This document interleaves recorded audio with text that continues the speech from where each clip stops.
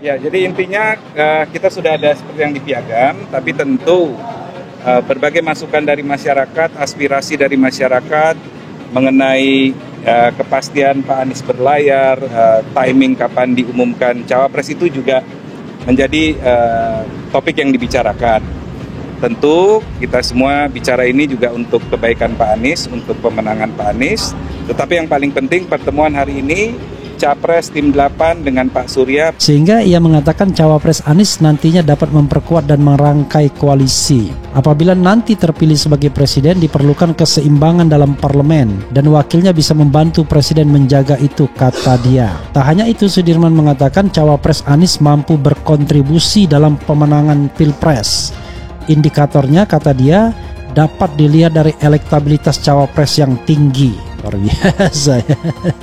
Kalau badannya tinggi ya SBY atau Surya Paloh ya. Tapi punya tingkat kerentanan politik yang rendah, kata dia. Oke, kerentanan politik itu gampang ditersangkakan dan lain sebagainya. Ini mengarah semua kepada AHY ya. Kriteria lainnya, Sudirman mengatakan Cawapres Anies nantinya diharapkan bisa berkontribusi mengelola pemerintahan bila terpilih. Ini belum tentu ya, belum tahu kita. Juga harus memiliki visi yang sama dengan Anies. Gak ngerti juga visinya sama atau tidak. Kalau sekarang berjodoh selalu akan bilang sama, tapi nanti di jalannya pemerintahan bagaimana kita nggak tahu. Selain itu, Sudirman mengatakan Cawapres Anies punya komitmen membangun kebersamaan sebagai duit tunggal. Oke, dalam isu yang sama punya cara pandang dan solusi yang selaras, kata dia. Sudirman menegaskan Anies kini telah rampung mengerucutkan satu nama cawapresnya. Namun nama itu masih disimpan dan sedang menunggu hari baik untuk diumumkannya. Jadi statusnya saat ini kita sudah selesai berdinamika dan berdiskursus soal wapres, kata dia. Kita beri kesempatan Mas Anies untuk menyimpan baik-baik dan punya waktu terbaik.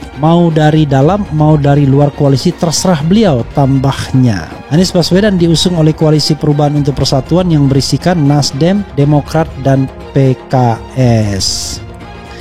Ya, Sobat RH sekalian, kriteria-kriteria itu mengarah kepada, paling tidak 3 kriteria awal itu mengarah kepada AHY ya. Punya kaki di koalisi, berkontribusi kepada kemenangan, terbukti dari hasil survei yang baik, kemudian bisa juga menjaga keseimbangan pemerintahan karena dia punya kaki di partai politik, begitu. Maka kalau kita lihat calon PKS nggak ada yang kuat. Aher bukan orang yang kuat, walaupun lucu juga Aher 2 kali menjadi gubernur provinsi terbesar di Indonesia, salah satunya Jawa Barat, tapi kok tidak moncer.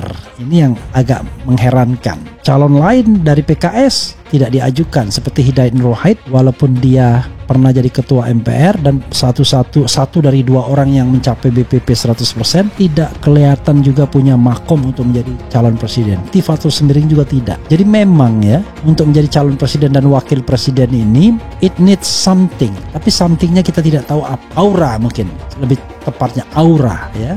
Aura untuk jadi presiden dan wakil presiden. Di Demokrat kita tidak pernah hanya menyodorkan Mas AHY, tetapi kita pernah diminta oleh Baca Pres untuk menyampaikan siapa calon terbaik gitu. Nah, kalau misalnya muncul Anies AHY, mesti diingat Anies AHY itu bukan Demokrat yang memunculkan. Siapa? Pertama kali bulan Maret 2021, saya masih ingat kenapa. Waktu itu lagi Covid. Kita nggak pernah bahas mengenai Pilpres, nggak bahas mengenai Capres, atau di berbagai media waktu itu minta pendapat kita mengenai munculnya sosok Anies AHY untuk diusung. Padahal mesti diingat, nama Mas Anies ini nggak pernah masuk dalam daftar Capresnya Demokrat sampai kemudian setelah kita di Koalisi Perubahan dan teman-teman Nasdem waktu itu mendeklarasikan Mas Anies. Sebelumnya nggak ada itu opsi itu, karena kalau di mana-mana kader itu Demokrat selalu bicara Mas AHY. Tapi kan harga mati kan nama AHY sebagai pendamping Anies Baswedan gitu. Oh, kalau kami nggak pernah menyerang harga mati gitu. Tapi bahwa memang kalau Demokrat komitmennya adalah kita ada piagam perubahan. Nah, kita ikuti aja gitu di situ. Ya, Mas AHY juga udah menyampaikan. Selalu nih, mohon maaf nih ya. Ini sebelum saya ditanya, saya potong dulu nih kan. Masih ada pertanyaan lain.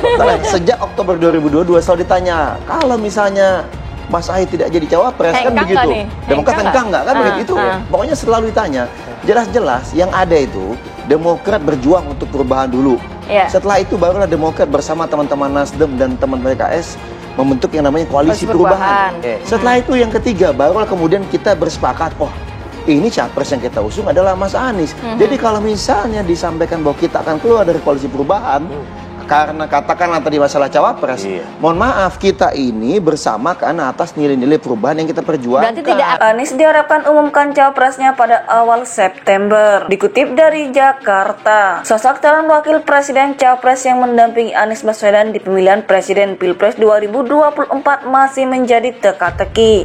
Diharapkan calon RI kedua yang bersanding dengan Anies di kontestasi pemimpin nasional itu terjawab dalam waktu dekat. Ya, mudah-mudahan dalam awal bulan 9 September ini sudah bisa diumumkan Capres Anies, kata politikus PKS Nasir Jamil di Kompleks Parlemen Senayan, Jakarta, Kamis 24 Agustus 2023. Anggota Komisi 3 DPR itu menyebut PKS sejatinya mendorong Anies menyegerakan pengumuman itu, sehingga masyarakat dapat melihat pasangan calon atau paslon yang akan diusung Koalisi Perubahan untuk Persatuan KPP itu dan dimudahkan konsolidasi. Kita bisa melihat respon masyarakat dan mesin partai kemudian bisa bekerja untuk memenangkan capres dan capres yang diusung oleh koalisi tersebut, ucap Nasir. Ia menilai memasangkan figur itu bagian dari dinamika politik. Terlebih juga muncul opsi pasangan Ketua Badan Pemenangan Pemilu Bapilu Nasional P3 Sandiaga Salahuddin Uno dengan Ketua Umum Partai Demokrat Agus Harimurti Yudhoyono AHY. Ya, yang namanya ketika ini sudah mengangkasa. Isu-isu ini sudah mengangkasa. Orang kan berusaha untuk ikut serta, untuk juga tidak larut atau tidak tenggelam dalam isu yang dia coba, untuk masuk ke dalam isu-isu itu dengan beberapa opsi itu, ujar Nasir. Sosok calon wakil presiden Capres yang mendampingi Anies Baswedan di pemilihan presiden Pilpres 2024 masih menjadi teka-teki.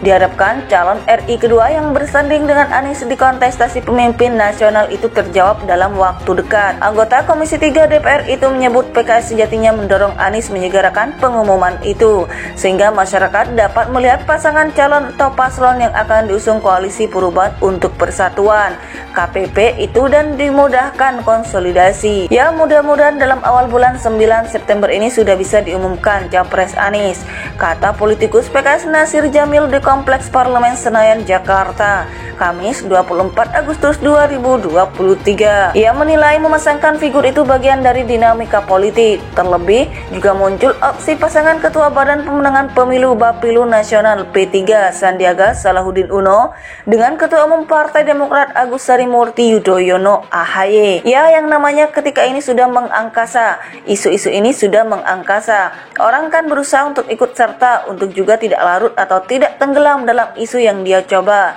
untuk masuk ke dalam isu-isu itu dengan beberapa opsi itu, ujar Nasir. Kita bisa melihat respon masyarakat dan mesin partai kemudian bisa bekerja untuk memenangkan capres dan capres yang diusung oleh koalisi tersebut, ucap Nasir.